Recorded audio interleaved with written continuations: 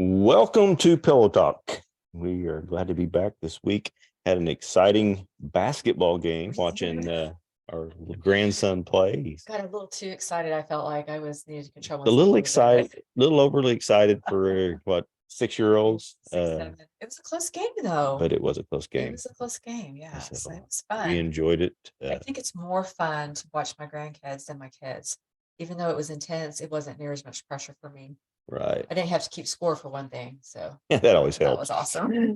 So yeah, we're kind of going back to something we discussed a few months ago. But to me, it's always a forefront issue because, where communication is a kind of, let's just compare this to building a house. If communication is digging the foundation and you're saying, I heard someone out there say, no, Jesus is our foundation. He's and you brought up something the other day that I thought was really good about. Well, so Luke 6:48 is where I've been sitting in this week, and we all know that passage, but it's talking about that the man that builds his house on the bedrock.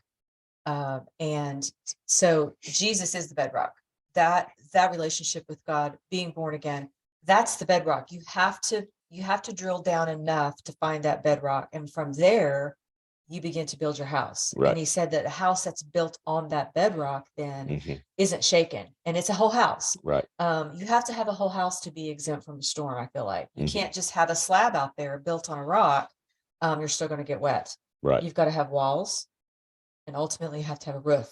Yeah. So I think that that's the process and the journey and the picture of what building a marriage is. And so first and foremost, Right. you must drill down to that bedrock, To that which is bedrock. the word of God. Yeah. And I agree with that 100%. And, but then from there, you notice bedrock is something man can't build. Absolutely. That's it. That's a total God thing. So that immediately shows you where the priority level of And you know this what else is. is cool about that is if you're, and I'm not a Meteorologist. you think about, don't build on a fault line. Well, bedrock is not on a fault line. Yeah. Bedrock is solid, it's secure. So therefore, Right. that's why you've got to build on that, because you build on other things. A beach is a beautiful place to build a house. It's probably on a fault line. Yeah. It's going to be shifty and shaky. Definitely. So when it comes to starting to actually build the foundation, what we found out, and through many years of not knowing and just going through the process of how it should be, is communication is kind of digging the foundation. Mm-hmm. But then our values are more like the rebar and the concrete that we put into that. So what I've learned is, you get God's word, you get good communication, you dig the foundation, put the proper things in it. And then what we just came off of talking about the 4 pillars, that is actually where the beauty starts of the building. That's what people can actually see. The 4 pillars of intimacy in a marriage actually creates that picture that we demonstrate God's love with as a married couple, and that begins to be the home that we build, that provides the refuge, that provides all the things that a house does, literally, but also in a marriage, that's the picture of that. So that's why, because I love how you said that, that the rebar in a foundation is so vital. You never see the rebar. Right. Core values are rarely seen. They have to be discovered between us as a couple, but they are that rebar that holds all that concrete and that foundation secure. And I think that's why it is so important. We talk about it so much, but you've got to find out and understand each other's core values. And even before marriage, if you're not even married yet, maybe you're dating, maybe you're just in high school, I don't know. Knowing who you are and how you bring that into a relationship is vital. And knowing your own core values well before you get married is such a big leap ahead of what most people do in marriage. So it empowers you to be authentic, and that's what you need in a marriage, is to be authentic. Right. Core values are guiding principles, and they're the kind of the fundamentals of our beliefs as individuals. And in a relationship, you'll have your own core values, but then you'll also have core values that come together. And when dealing with our partner's core values that contradict some of the values we've got, that's where some of the tension starts to build. And I think contradict, yeah, I think we use that word, but I think maybe a better word is that they're opposites. So Right. they seem to contradict, but they really don't, because in essence, they both are important and powerful. True. So there's not a contradiction as much as there is a difference. Yeah. That we bump up against a difference. We're taught that if you're different, that you can't be Hmm. in unity with the person, and that's not the case. Yeah. And that's what happens in core values, I think. Right. Scripture talks about that not to be unequally yoked. And part of that is having those discussions beforehand. But even if you're not unequally yoked, and of course, just talking specifically there about Christians not marrying Unbelievers. non-believers. Um, but if you have total opposite values, one person, both, let's say you both are very political, and one of you's Democrat socialist, and the other one's Republican conservative, you can't get much farther apart than that. And so it's going to be very difficult to have good conversations and stuff because, and we're not saying it's not possible. Some very well-known people are actually that way, but Do you think it's because we don't put that rebar in, and I'm Republican, you're Democrat, but we don't discuss why we have right. that passion. And if we actually understood each other's core values, we would actually understand why we lean a different direction. Oh, I think definitely. Instead of it just being such oh, we can't talk about politics. Well, let's talk about it from our core value, from our foundation. Yeah, I mean, I know when we first got married, there was, because I was so boisterous about everything I believe, and you were a little more laid back. But there was times I know you didn't feel like you could have that communication Right. because I'm just smashing your core Well, values, it's because I didn't understand why I valued that either. Right. I mean, again, it goes back to you got to know You got to know yourself. why. You got to know your true self. I think so yes, what you're speaking about there is so often divorce happens, I think, because the unreconcilable differences, I think, is that the main thing that people use Hmm. when there's not infidelity or something. That's the Right. reason that they give a lawyer. It's the unreconcilable differences is because you haven't talked about and understood why you value what you do and what that means to you. And then divorce happens, or even if it's not divorce, you're just miserable. And I think it doesn't have to mean divorce, No. but what it does mean is you got to have a different mindset. You got to begin to change that mindset, right? Yeah. From problem focused to purpose focused. Because if you're in Right. tension and you feel like you're different, Hmm. that looks like a problem. But the reality is it can become a purpose focused discussion. Well, yeah, it can become, back to the political thing, it can become a strength because we're an extreme right conservative might not have any empathy for a situation because they just see things this is black, Black and white, white. and right, wrong. And they may be right on the issue, maybe not. But if they don't have empathy, they're definitely not. Right. Right. And And that's what somebody on a more socialist yeah, they're person thinking about they're just thinking others. about that person. They Yeah. want people to be given opportunities. And yeah, I think that's why coming together, it would be great if that would actually happen Yeah. You in could actually, politics. discuss Yeah. some things. So, So again, one more time, ending frustration in a marriage, when you find that conflict, you find that frustration, that unreconcilable difference, there is reconciliation there when you begin to have an awareness of your core values. right. And that starts with one of the things we've been talking about recently. It starts with, on a very top level, there are some basic relational core values. And these are values that it doesn't even apply to marriage. This is just in any relationship that you're in. So you could say, well, we have good core values because these are some of the things we're going to talk about here. But then we're going to show you moving forward why you still have challenges in a marriage, even if you say you have these 5 or 6 things pretty Right. well lined out. Yeah. Right. Well, like one is what we've already kind of hit on a little bit is communication. And, that's basically just keeping lines open where you can talk. But where, where a man sees communication and a woman sees communication can be totally different. A man may say, I'm be gone for a while, talk to you later. And a woman may be saying, hey, I'm going to go shopping and I'll be at this store and then I'll go to this store and then I'm going to go eat something and then I'm going to, and the guy's sitting there going, I get it, you're leaving, shut up.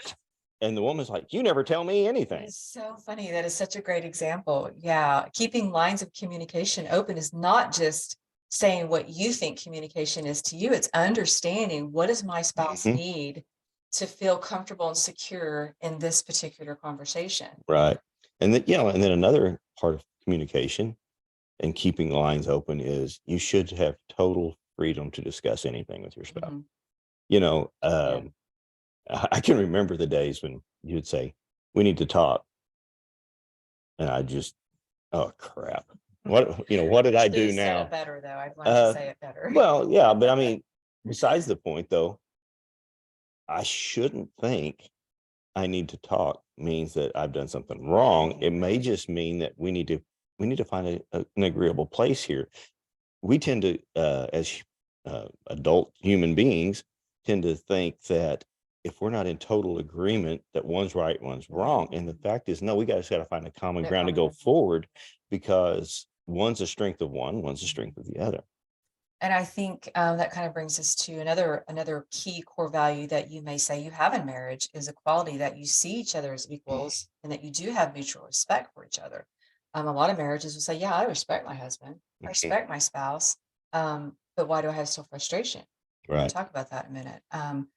But fostering mutual respect is, again, unity and equality does not equal sameness. right, Sameness. I'm a woman, you are a man.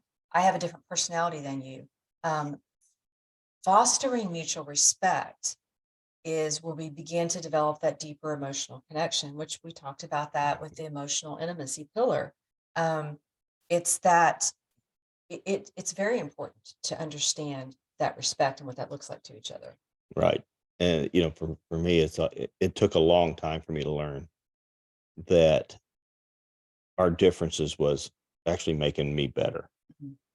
And Yeah. I mean, I could take you to the exact day when that happened, but um, I'll never forget the feeling of, wow, if we come together, we would be unstoppable. Oh, yeah. Yeah. Instead of, Yeah. The two are oh, better than one. your success Yeah. means I have to fail. Two are better than one. Yeah. Right. So key. And it's such a powerful concept that we just brush under the table so much as married couples. Hmm. And yeah, your differences come together to create an incredible new strength that you would have never had. And that's the whole part. That's how God designed it. It's trust of each other, which is the next Hmm. thing we're talking about, honesty and trust. Another relational core value, honesty and trust. They kind of go together. We put them together because Hmm. they're a lot of times people will say that, well, if you're honest with me, I can trust you. But this is something that is fundamental to marriage. If Right. trust is not there, infidelity happens. Hmm. Um, or misconceptions, the perception of something gets completely blown out of proportion for decades, Right. because trust isn't there. And being honest with somebody is what builds a healthy relationship. I don't think you can have communication if you don't have trust and No. honesty. But then honesty and trust come from having communication, because Right. you got to talk about what that And means to you. that's what, to me, that's what makes it core. It's Yeah. it's kind of like the Trinity. In order to understand the all of God, you got to understand the separations of Yeah. God. The So intricacies. yeah, Yeah. Yeah. and so that's where just Well, I like something that we have talked about before. I like to think of it this way, that anytime we're talking about something, we're talking about values. To me, that always makes me think of a mathematical equation. Value should be added intrinsically, not transactionally. I shouldn't just expect trust from you as a transaction. It should be intrinsic. Intrinsic Mhm. means it's woven into the core, there's that word again, of who we are and what our relationship is. And I think if you think about it that way, you can tell the difference when you're just doing a transaction with your spouse and when it's intrinsic. And I think Right. that that's something that's powerful in that, which is also intimacy. Um, a couple could say, well, we have good relational, values. We have sex all the time. Okay. So as we've talked about before, intimacy doesn't mean sex. That's Mhm. not that's not the equation of it. Well, you've heard of people getting divorced and they say, "Well, the sex was Yeah, great." I was gonna say, yeah, Well, so yeah. you never connected. Yeah, You exactly, just bumped exactly. uglies. Some people just have a higher you just happen to be married to somebody who had an equally matched sex drive. That's all that Yeah, meant. And right. kudos, great. That's awesome. But Yeah. I mean, that is not intimacy in the greatest. That's sex is not what builds the walls of your house. No. It's a big part of it because it keeps our marriage relationship healthy, but that's not just what Well, that is. it's a replicant of the face-to-face relationship that we have with Absolutely. God. Yeah. Um, One-on-one, nobody else. right. Yeah. Nothing And gets in. just that honesty and trust again.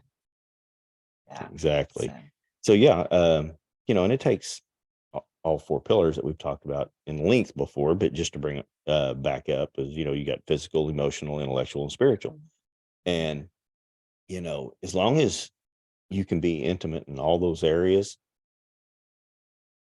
then I think it almost builds a grace for when you're not intimate in one of the oh, I areas, think so too. because Yeah. the other three are still there to support. Yeah. Yeah. Pillars, Support. foundations support the whole house, but pillars support the roof Yeah. and the There's a covering of the load-bearing house. wall, Yeah, right? they're They bear the right. They're like the load, load but the bearing wall. covering, That's yeah. good. I like Yeah. that. So, And they create that boundary and that structure that then right. begins to form. Yeah, hmm it's a picture of what the foundation, when we build houses, we built houses for years, you look at the foundation and the footings. Right. And that's when you look at that, you don't see the house, but you know that that's going to be the boundary of what everything moves up from. Right. And so then the next thing that comes up are those load bearing walls, Yeah. but they have to sit on the exact frame of that foundation. Right. The pattern. So, shared beliefs, having shared beliefs is one of the things that's going to make navigating life together extremely important. Spiritually, obviously, there's a lot of people that are married that have completely opposite religions and they make it work. But there's something in there that they share. hmm That's the But thing. I mean, just think about if, and I think honestly, this is where the not being equally yoked definitely jumps in. How would it be to every day be with someone that you think they're going to hell?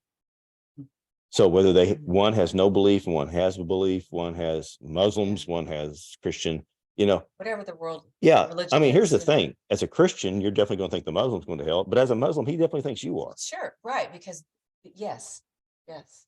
We won't get into all the things Yeah. on that, but So yeah. So there's got to be a shared there's a belief. There's tension there. somewhere. There's a sadness that's always over your marriage. There's The spiritual intimacy doesn't happen because you can't have conversations right. about the same thing because you don't remotely approach God the same way. And I think that's a lot of time why the world has adopted universe. Yeah, Because it's something like, okay, we can believe in different gods. We'll call it the universe and we'll all be okay and can work things out. And then I think the sixth thing that's a good relationship core value is validation. Again, this is we talked about equality, fostering mutual respect. We talked about honesty and trust, but validation is something that people need to be validated. That doesn't mean that I condone your thought or the way you think. It means I say, I understand why you feel that way. Mm-hmm. You're validated in feeling that saying, way. I'm hearing you. I'm hearing you. You are heard. Now let's work together. Let's team up and yoke together and figure out how to pull you out of this. Right. That's what validation is. So many times people don't feel understood in their marriage. And that's so sad. I think that's probably one of the most hidden problems in a marriage that creates unreconcilable differences is you just get to feeling like your spouse doesn't hear you Mm-hmm. or you don't have any right to feel the way that you do. Yeah. And that's I sad. think, you can see like here, one situation that I think you can see both people's point of view on this. If the man's watching TV and the woman walks up, the proper thing to do is to, at minimum, turn the volume down, address them eye to eye, and see what she has to say. There's also from the other side, oh, this is the Super Bowl. It may not be time for this conversation. Or it's just a Sunday afternoon game. Now it's different if you're literally watching a game every night or something every night. But if it's once a week, I think you can give your spouse a couple, 3 hours, at the same time, if you establish that and then the interruption comes in, the husband, I'm going to say husband, I know there's some women sports nuts out there, but the husband should say, oh, she normally doesn't do this. She needs to be heard. And so, And it could be something important too. It really could be something that is absolutely. timely. It's like, hey, I need to tell you something because the hot water tank just blew up, and okay, Yeah. you need to know that. So, And like that joking. Well, am I a plumber? that's right. We're not telling all the rest of that joke on this, but So yes, we can have relational core values, communication, equality, honesty, trust, intimacy, shared beliefs, validation, and yet we can still have frustration in marriage. We're right. gonna tune in for when we discuss what that means. Yeah, we'll discuss that later at another date. Probably we'll still be dressed the same because we're recorded here in a little bit. Yeah. So stay tuned for part 2. So we can keep it short, that we're going to be right back after these messages that we don't have. Yeah. Well, thank you for joining us on Pillow Talk. We hope that you got something out of this that you can apply to your lives, and follow us on social media. Go to not pillowtalk.com. We don't have that. Go to foreverwithpurpose.com. You can click on that. You'll find our social media links there, and follow us on social media. Leave us just something like, hey, a thumbs up. Yeah, just say hi. I mean, we just love to hear from you. It's always nice to get a little feedback. So we'll see you next week on Pillow Talk.